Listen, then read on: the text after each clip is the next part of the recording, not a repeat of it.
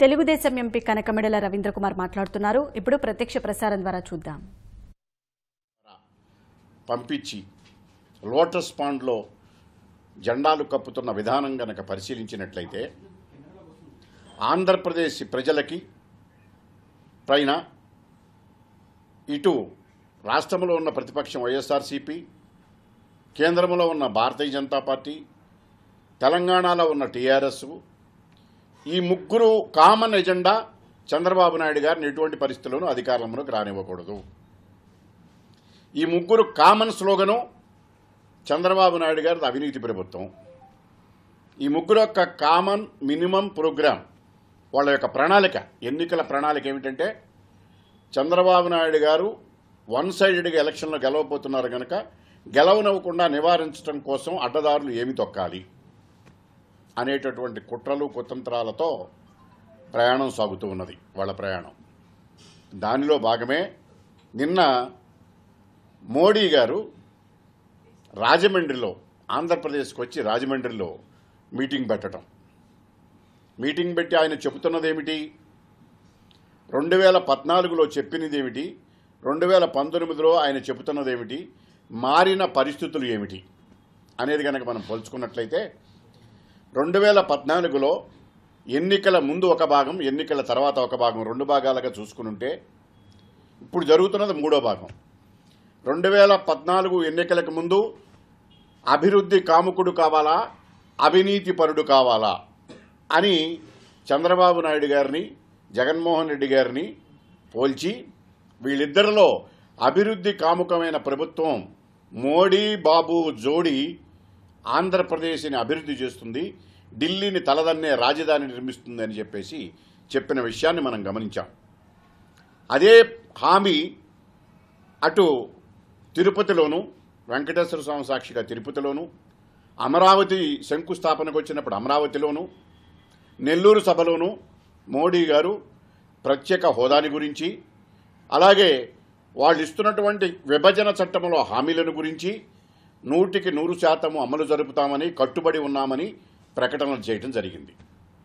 3.5 సంవత్సరాల కాలం, సుదీర్ఘకాలం మేము ఎన్డీఏతో ప్రయాణం చేస్తూ అంతర్గతంగా పోరాటం చేస్తూ వాళ్ళు యొక్క దుర్బుద్ధి, మోసపూరితమైన కుట్రలు మాకు తెలిసి మేము బయటికి వచ్చి బహిరంగంగా మంత్రివర్గం నుంచి బయటకు వచ్చి ఆయన మీద పోరాటం చేస్తున్న క్రమంలో నన్నే ఎదిరిస్తారా అనేటటువంటి ఒక ధీమాతో ఆయన తెలుగుదేశం వారిని అక్కడి నుంచి స్లోగా వీధి రౌడీల దగ్గర నుంచి మొదలుపెట్టుకుని వీధి లీడర్లు, రాష్ట్ర లీడర్లు, దేశం లీడర్లు, ప్రధానమంత్రి అయ్యే వరకు చంద్రబాబు నాయుడు గారిని విమర్శించడం ప్రారంభించారు. విమర్శ ప్రారంభమైన కాడి నుంచి ఈ కార్యక్రమాలన్నీ కనుక మనం పరిశీలించినట్లయితే వైఎస్ఆర్సీపీకి చెందినటువంటి విజయసాయి రెడ్డి గారు మేము బయటికి రాకమునిపే వాళ్లతో సత్సంబంధాలు మెయింటైన్ చేస్తూ పిఎంఓ ఆఫీస్ చుట్టూ తిరుగుతూ ఆయన ఎందుకు మీరు పిఎంఓ ఆఫీస్ చుట్టూ తిరుగుతున్నారని ప్రశ్నిస్తే చంద్రబాబు నాయుడు గారిని జైల్లో పెట్టే వరకు నేను పిఎంఓ చుట్టూ తిరుగుతూ ఉంటానని చెప్పేసి పత్రికా విలేకరుల సమావేశంలో చెప్పిన సంగతి మనం చూశాం. ఇప్పుడు మోడీ గారు ఇస్తున్న ప్రధాన ఆరోపణ ఏమిటి అని గనక మనం చూసినట్లయితే పోలవరాన్ని ఏటీఎం కింద చంద్రబాబు నాయుడు గారు వాడుకుంటున్నారు అని. మొట్టమొదటిగా గమనించవలసింది, డిమానిటైజేషన్ తర్వాత ఏటీఎంల్లో డబ్బులు ఉండలేదు, ఏటీఎంలు మాత్రమే ఉన్నాయి అనేది దేశ ప్రజలందరికీ తెలుసు.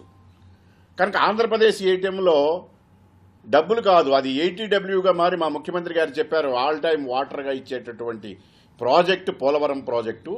దానికి ముందుగా మేము పట్టిసీమ నిర్మించి కృష్ణా డెల్టా మొత్తం రైతాంగానికి అందరికీ కూడా గత 3 సంవత్సరాల నుంచి కృష్ణా జలాలు ఎండిపోతే వాళ్ళందరికీ నీళ్లు అందించి, నదుల అనుసంధానం చేసి గోదావరి నీళ్లను రాయలసీమకు కూడా మరల్చి, పులివెందులతో సహా నీళ్లు ఇచ్చి, అనంతపురం జిల్లాకి నీళ్లు ఇచ్చి, రాయలసీమలో అన్ని జిల్లాలకు నీళ్లు ఇవ్వడం కూడా జరిగింది.